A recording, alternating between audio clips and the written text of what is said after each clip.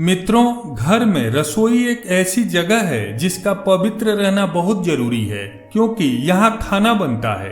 अगर यहाँ कोई दोष हो तो इसका प्रभाव खाना बनाने वाले के साथ ही पूरे परिवार पर पड़ता है, जिससे स्वास्थ्य समस्याओं के साथ साथ घर की बरकत पर भी नकारात्मक प्रभाव पड़ता है, क्योंकि रसोई में रोटी बनाने का संबंध ग्रहों से भी है।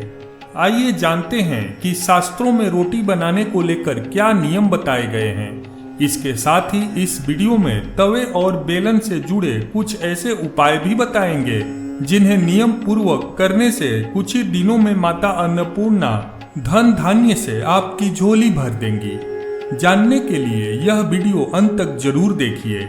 वास्तुशास्त्र के अनुसार रोटियां कभी भी गिनकर नहीं बनानी चाहिए। इससे घर में दरिद्रता का वास हो जाता है, क्योंकि अनाज में अन्नपूर्णा का वास होता है।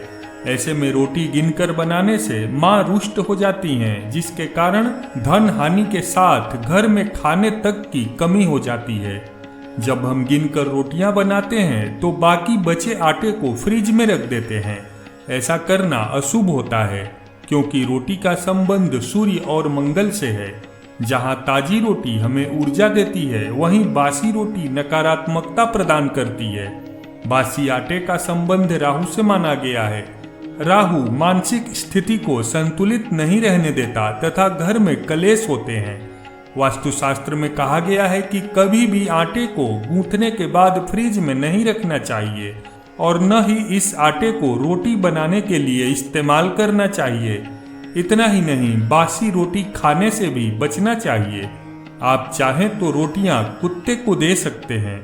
इस बात का भी ध्यान रखें कि जिस चूल्हे पर आप रोटी बनाते हैं वह आपके किचन में हमेशा आग्नेय कोण यानी दक्षिण पूर्व दिशा में होना चाहिए। साथ ही रोटी बनाते समय आपका मुंह पूर्व दिशा की ओर ही रहना चाहिए। हिंदू धर्म में किसी भी मांगलिक या धार्मिक कार्य के हिसाब से 3 अंक को शुभ नहीं माना जाता है। इसलिए खाने की थाली में 3 रोटी रखना भी अशुभ होता है। थाली में एक साथ 3 रोटी रखने से घर में दरिद्रता आती है। मान्यता है कि थाली में 3 रोटी मृतक का भोजन होता है। इसलिए किसी को भी खाना परोसते समय थाली में 2 रोटी रखनी चाहिए। पूर्णिमा के दिन चंद्रमा अपनी 16 कलाओं में दक्ष होता है। शरद पूर्णिमा के दिन घर में खीर और पूड़ी बनानी चाहिए। इस दिन खीर बनाकर चांद की रोशनी में रखनी चाहिए। ऐसा माना जाता है कि इस दिन चांद की रोशनी में अमृत बरसता है। इस दिन रोटी बनाना अशुभ माना जाता है। शास्त्रों में कहा गया है कि माँ लक्ष्मी से संबंधित जो भी त्योहार होते हैं उन दिनों में रोटी नहीं बनानी चाहिए। इनमें दिवाली का त्योहार मुख्य रूप से शामिल है।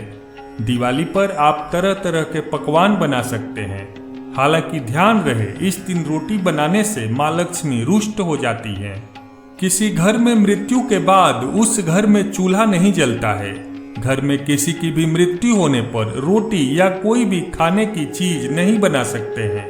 पुराणों के अनुसार मृत्यु के 13वें संस्कार होने के बाद ही रोटी बना सकते हैं। अगर आप इससे पहले रोटी बनाते हैं तो आपको अशुभ परिणाम मिल सकते हैं। ज्योतिष शास्त्र और वास्तुशास्त्र में रोटी बनाने के तवे को लेकर एक कारगर टोटका बताया गया है। यह टोटका माँ लक्ष्मी की अपार कृपा दिलाकर घर में ऐश्वर्य और वैभव लाता है।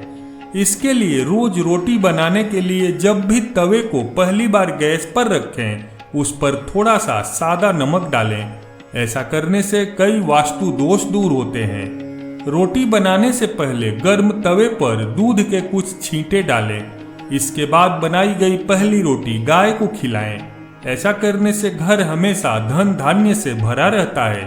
रोटी बनाने के बाद हमेशा चकले और बेलन को साफ करके ही रखना चाहिए। अगर आप रोटी बनाने के बाद चकला और बेलन ऐसे ही छोड़ देते हैं तो आपको इसका अशुभ परिणाम झेलना पड़ सकता है। साथ ही ऐसा करने से लक्ष्मी माता भी रुष्ट होकर घर से जा सकती हैं। खाना बनाते वक्त सिर्फ परिवार ही नहीं, रोजाना गाय और कुत्ते की भी रोटी बनानी चाहिए। वास्तुशास्त्र में बताया गया है कि रोटी बनाते समय सबसे पहले गाय के लिए एक रोटी जरूर बनाएं। इस रोटी के ऊपर एक रोटी के बराबर लोई भी रखें और मीठे गुड़, चीनी या फिर शहद लगाएं। इसके साथ ही अंत में एक रोटी बनाएं जो कुत्ते के लिए हो। रोजाना इस दिनचर्या को अपनाने से मां अन्नपूर्णा के साथ माता लक्ष्मी का आशीर्वाद भी मिलता है। इसके साथ ही कुत्ते को रोटी खिलाने से शनि दोष, साढ़े साती और ढैया में राहत मिलती है तथा शत्रु भय दूर होता है। गाय को रोटी खिलाने से पितृदोष दूर होता है। इसके अलावा मेहमानों के नाम पर हमेशा 4 से 5 रोटियां बनाकर रखनी चाहिए। मेहमान आए या न आए, उनके लिए रोटी बनाना बरकत को दर्शाता है। ऐसे में घर में धन धान्य के भंडार भरे रहते हैं तथा मां अन्नपूर्णा की कृपा भी रहती है।